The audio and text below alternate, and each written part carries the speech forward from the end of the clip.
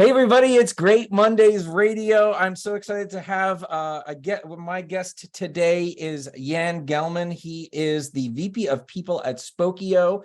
He has a lot of experience as someone in the people field, and I'm really excited to hear what he has to say about some of the culture work that he's gone through, some of those experiences. So Jan, welcome to Great Mondays Radio. Thanks for being here. Thank you very much. I'm excited to be here, Josh.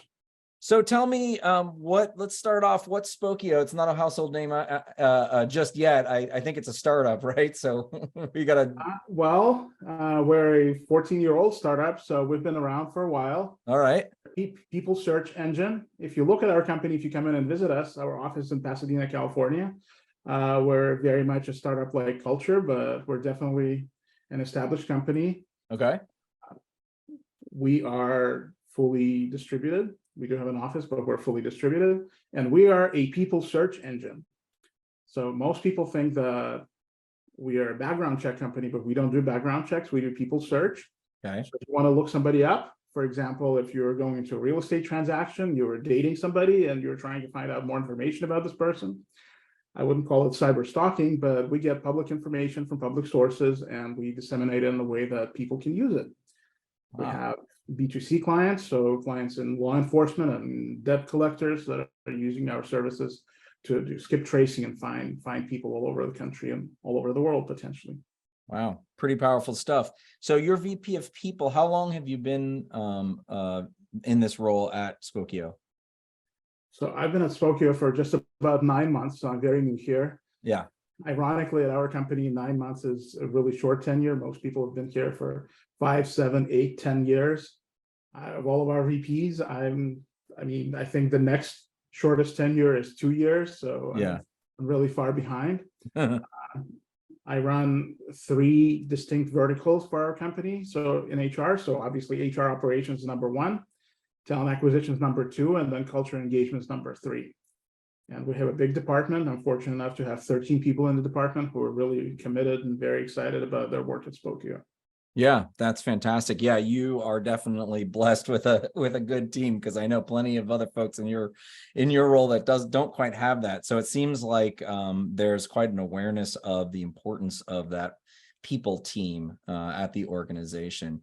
So tell me, one of the first things that I love to hear from folks when I just get to know them is when culture became important to them. When did they first realize it in business that this was something, because not everybody's there, right? That's what we're trying to do, is trying to get more people there. So what was your moment? When did you go, oh my gosh, totally, this is something that I need to think about?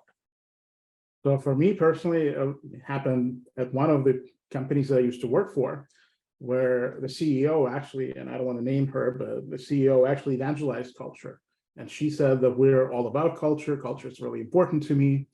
And the culture kind of was represented in these company precepts that were plastered on every wall of every conference room all over the building.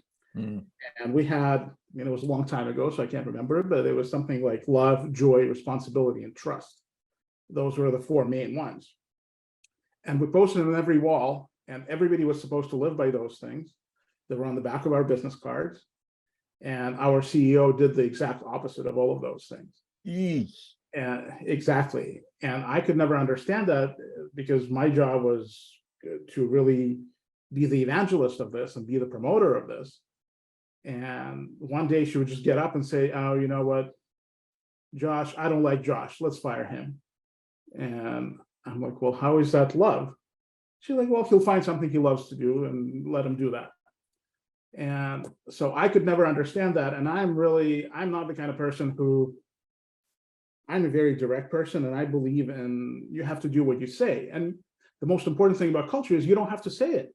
I mean, you can run a company like IBM was run in the 1980s. I'm the boss, you're not. Shut up and do what I tell you. And if you're going to put it all over the walls, you might as well kind of promote it.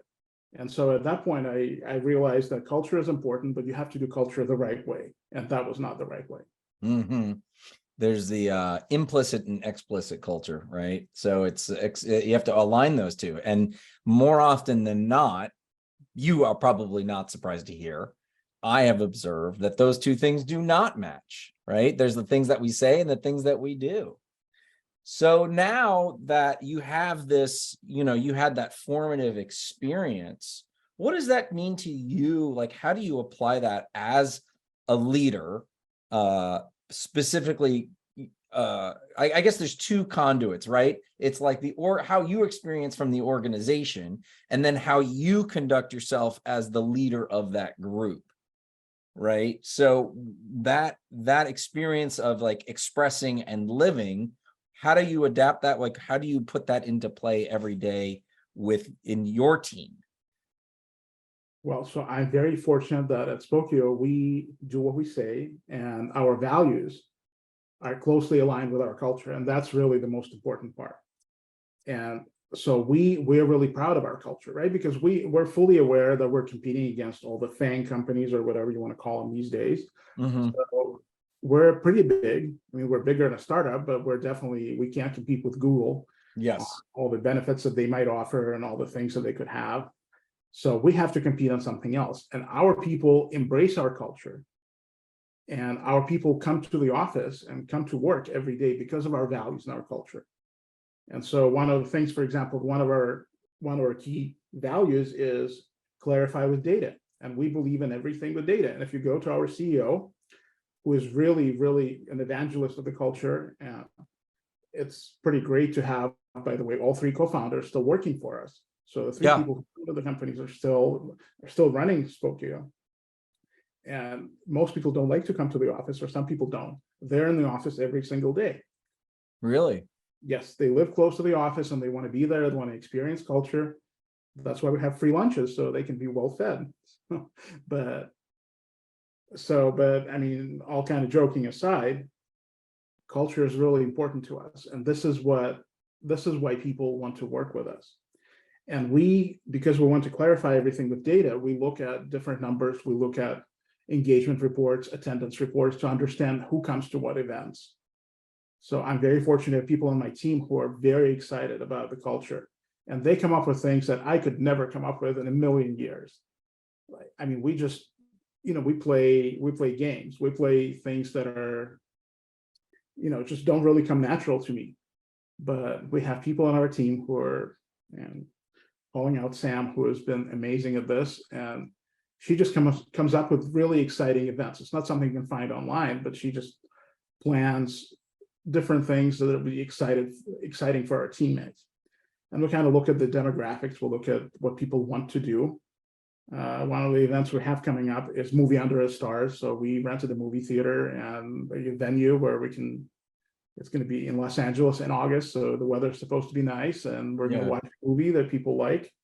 We have a lot of people who are really into Marvel movies and Star Wars and things like that. I'm not, but I'll be there to support the team, because it's not about the movie, it's about the interaction with other people. Yeah. So that was something that your team, that this either Sam or someone on your team came up with and said, hey, this is important for us to get together. Because you started by saying you're 100% distributed, but also then you have leaders that are coming in. So I'm assuming most people are in the Pasadena area, or are you flying people in for this? Well, it depends. So we have a good mix of virtual events and a good mix of in-person events. Okay. So we have in our workforce, I think 55% of us live within driving distance to the Pasadena office. Okay. 5% do not. I live in San Francisco, so pretty far from Pasadena. Yeah. But we try to encourage people to come to the office whenever possible. So I personally come to the office for about a week every month, so I can be around people. As the head of people, as the VP of people, I need to be around people, and I want to keep the pulse on what people are doing. Right. But so for people we were fully in office before the pandemic, and then the pandemic kind of made people more distributed. We allowed people to move to different states. Yep. So it's not really feasible for people to come to the office every time we have a movie night. Yeah. But we do have, so what we have now is we implemented something called In-Office Day, which is once a month. Towards the last week of the month, we encourage all the people within the greater Los Angeles area to come to the office for a very special lunch. We have presentations, we have events, we have games. And for remote people, we have remote events. We just did a remote escape room, which was really, really popular Huh. among our people. And so we try to get people to collaborate. We have a remote casino night coming up where people are going to play games. And you can do that from Florida or Texas or wherever our employees are. Is that going to be something that you think you'll get a high participation rate from people that are in the Pasadena area, right? People who generally show up, I come to the office, no big deal. Will they participate in the kind of remote events as well? Absolutely, yes, because sometimes they just want to be home with their families or just go home and do something else, but they would still log in and participate. I mean, we have prizes, we try to shame people who don't participate, kind of joking, but we really try to encourage people to come in. All right. So I think that's well, so you're cognizant of, right? You've got a lot of people all over the place. And what I want to sort of call out is that regular one in office day. And that is the day when you can bring people together for a particular reason. So one of the things last year, one of the things that I realized is that on-site is the new off-site. That's exactly right. And Yep. that sounds like what this is like, okay, we're going to bring people together. You can come in to work here whenever you want. We would encourage you to, but there's a different reason to come to the office. We're going to, keep the office because we want people to come together. We want to have these in-person briefings. We want to have these experiences. And then on top of that, for the people we're aware of, and for the people that are further afield, you're going to continue to do some relationship building. That's exactly right, Josh. And so we also have, so if you know that your senior VP is coming in, it probably would behoove you to come to the office as well to maybe get some FaceTime with him or her. Yeah. And so we're trying to do that as well. And we also have something we've had for a long time, which is something we call the team week, which is 1 week, potentially 2 within a year. We're still debating this, but so that was one of the first events I attended at Spokeo, and it was a team week. It was at the end of January. And this is when everybody comes to the office. And I would call it mandatory with air quotes, but it is mandatory. So we ask people to come in. And you fly people in, is that right? We fly people in for Okay. that. Yes, we had 98% participation last time. So everybody flew in unless they had a very specific reason not to be there. Yep. But we try to be, I mean, we're asynchronous when we have to be, where we try to be in real time. And I'll give you an example. Our CEO is Taiwanese. And so he's in Taiwan right now. He's maintaining 100% Pacific time zone hours. Wow. So he attends every meeting. He sleeps in the morning and works at night, but he wants to be sure that he's present for whatever the company needs. And we kind of expect people to do that. So if you work remotely, even for a little bit, we expect you to keep the Pacific Coast hours, or at least keep your important meetings on the calendar. So I'm looking at some of these values that you have. I kind of looked them up, and I see the clarify with data, or clarify with data, listen with empathy, understand the why, innovate to learn, collaborate to achieve, insist on quality. How do you, as a leader, or how does the CEO or any of the leadership model that? And is there, I guess, what I would say is, maybe I'll back up and say, how do you activate? How do you operationalize these values, right? So it's like you said, you can put them up on the wall. It doesn't mean it's going to happen, right? Especially if you have a CEO who doesn't do it. Okay, clearly your CEO, Spokeo CEO, we're assuming, lives these values. That's fine. That's what we would assume. That would be bare minimum, I think, as people, right? But how does this organization, and in your team or and others actually operationalize these values? Because to me, that's where the big gap will often come. We've got them. We love these ideas. Nobody's arguing with them, right? But you need to actually make them work, because people are people. They're going to have their habits. They're not going to think about your values. They got things to do, right? Well, it's up to you as a manager to change their behavior, and that's what we try to do. So we keep those values at the forefront of everything we do. So every OKR cycle, every process, those values are front and center for everyone. And if you don't listen with empathy, right? Well, I would be fired if I didn't listen with empathy because that's my job. Right. But for our engineers or somebody else, I mean, it's really important that the manager always looks at those things, right? And we tell them. So their OKRs are directly related to those values, and we call them out every time. And I can tell you from experience, if you go into a meeting and you don't clarify with data, or you don't understand the why, and you can't explain the why, you're going to get called out, and you're going to have to ask for a do-over because it doesn't work. So, and this is how we keep it very fresh, because those values are important to us. It's not just random words that somebody put on the wall. This is something that we all do. And so you lead by example, and you demand the same of your people and of your team. And that's how we keep them fresh. Great. I love that. Right. So integrating them into the OKRs, right? Your objectives and key results. Like that I think is a really critical step. So that's terrific to hear. I really love, and my listeners really love to hear the stories that impacted you, either from something that was a tremendous success or something that was just a burning garbage of failure, but you've taken away, you learned from it. And again, it's like, well, I'm trying to help more people understand that the culture is a living, breathing thing, and learning how to do it. So I love to ask this question of my guests is like, what did you learn? Like, what was a big success? And you're like, great, this is a takeaway. Or what was a huge failure? Try again. I'm gonna learn to do it differently next time. What are you bringing with you? What's the story that impacts how you work? Sure, absolutely. I can tell you, Josh, that I've worked for a lot of startups, real startups. Some of them made it, some of them did not. Yeah. And so they always say, the cliche is that you always learn more from failure. And I've had a few of those. And so I worked for a company that was in the gaming space many years ago. And I came in, and this company was south of Market. It was before all the remote work. So we're south of Market here in San Francisco.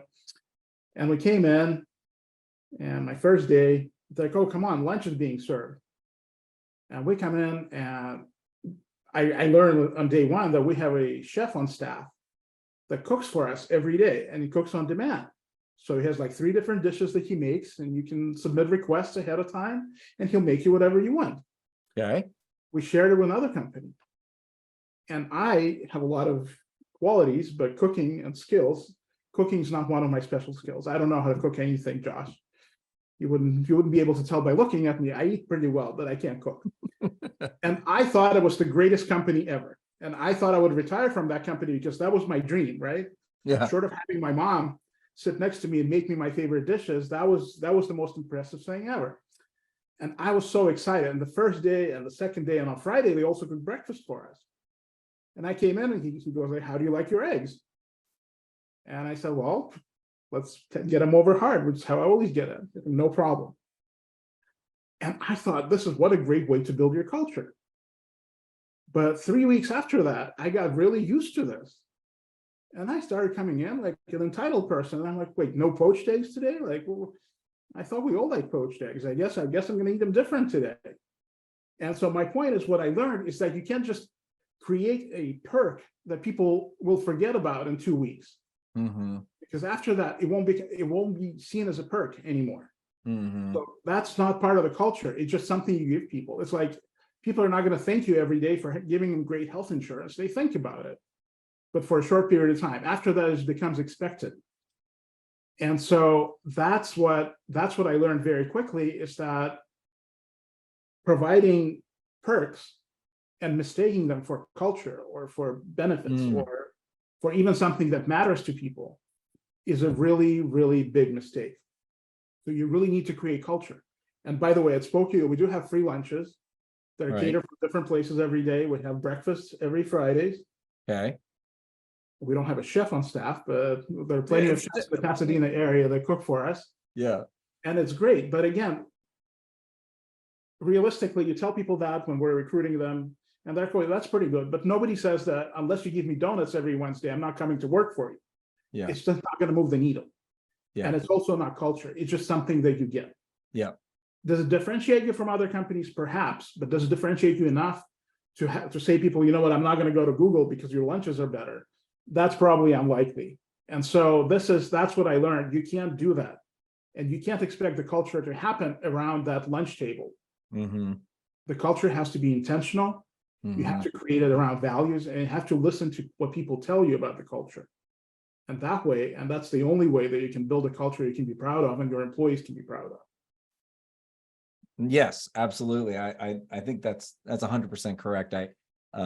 Many stories. I have a colleague who talks about, when people were complaining when the kombucha on tap wasn't working, or you're like, and it's, so it's, you do kind of get entitled, and it is not, it's a human trait. And so that doesn't make a difference. It makes it easier, okay, it's great. You're bringing in lunch and it's a little quicker, a little easier, but ultimately that's not what culture is. You're right. So what would you say then is, connecting it to that story, what would people say is the reason that they work at Spokeo?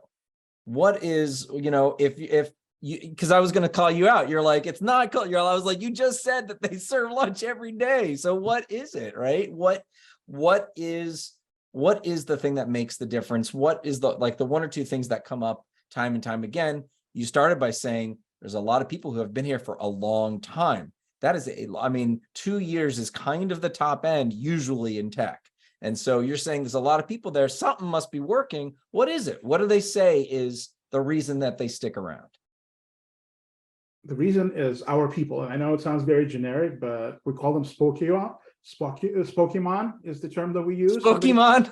Yes. Okay. Great. Somebody came up with it, not me. I'm not that creative, but Spokemon is what we go with internally. So, and that's what makes you come back, right? But in reality, the fact that our co-founders are active and accessible at all times, they're 100% transparent about everything. So we have these company meetings, the all hands, once a month, where we show all the financial data that people need to know. We show them all the new people that came in. We show them all the things we're working on. We tell them we give ourselves grades on what worked and what didn't. And people really appreciate that. People appreciate the transparency. They appreciate that they work with people who they can rely on.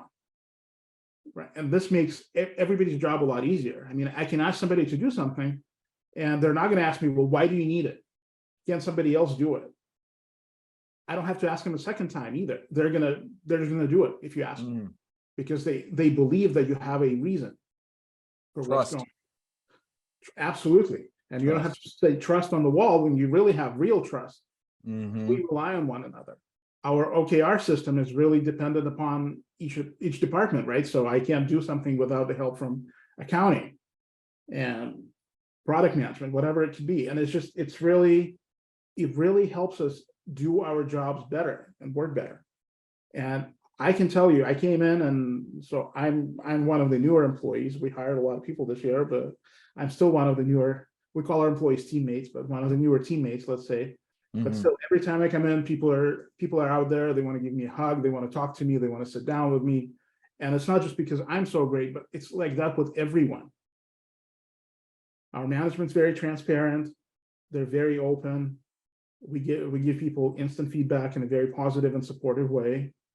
We clarify everything with data so people understand the why, right? So if you're not performing, you know why.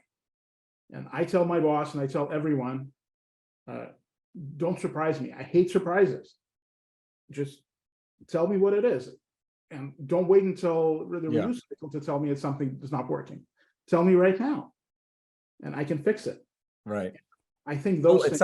It sounds like people aren't scared to share. Like, this is such a big problem in a lot of companies where they're scared they're going to be, I don't know, dinged because they're bringing the bad news. But it sounds like you've built, or you're trying to build that trust. You're like, tell me, it's cool. We're all in this together. Am I hearing that correctly? That's exactly right. So, I mean, we have a normal review scale of 1 to 5.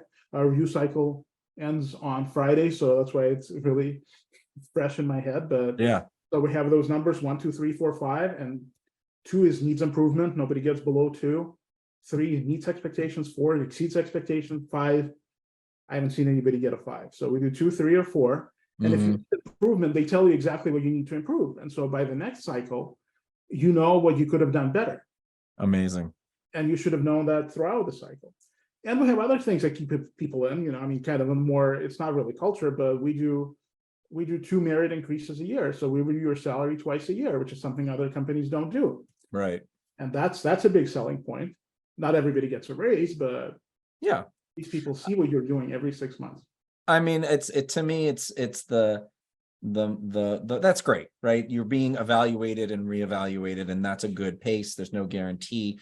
But again, that financial piece, after a certain amount, right? Like that's kind of the base number. And then you kind of, it's not, someone can come along with a higher salary. So you can't rely on that. It's not the salary, it's that, or paying attention. It's what that those 2 increases or reviews mean, right? That's, to me, it's like, oh, you're paying attention. So it's not about the money. It's about that we're reevaluating. You're seeing me for my value, I think.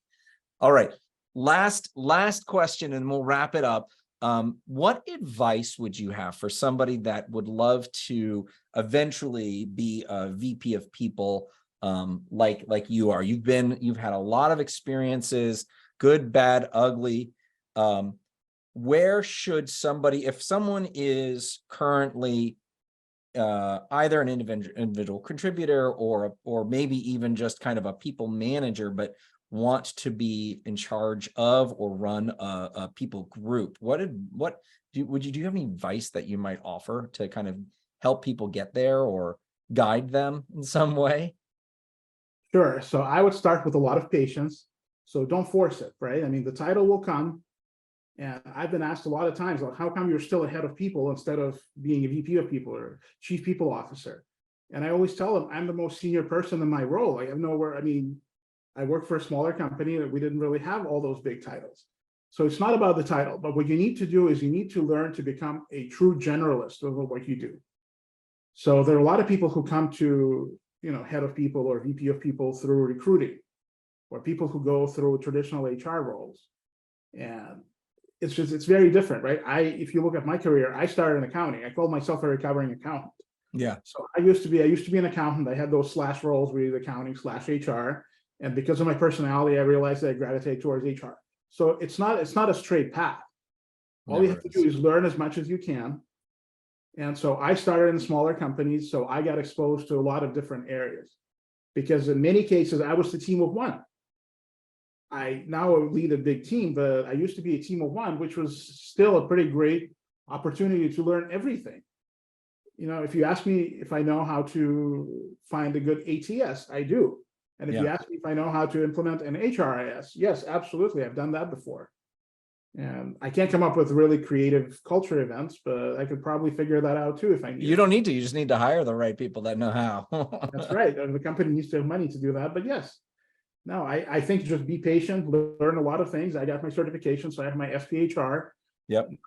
So some people get a different certification, but it's really helpful, right? It just it lets people out there know that HR, so they don't have to worry about you saying something inappropriate or doing something that's incorrect.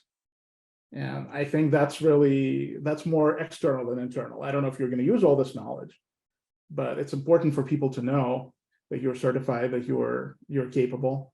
And you need to have patience and compassion once again. So patience and compassion would be my true answer. I love it. I love it. Let's end on patience and compassion. Jan Gelman, VP of People at Spokeo. You can find and learn more about Spokeo at spokeo.com, spokeo.com. Jan, thank you so much for coming on. Great Mondays Radio. I really learned a lot. Your experience, I think, is definitely something we can all learn from. So thank you so much. Thank you very much, Josh. Appreciate it. It's a pleasure. Thank you.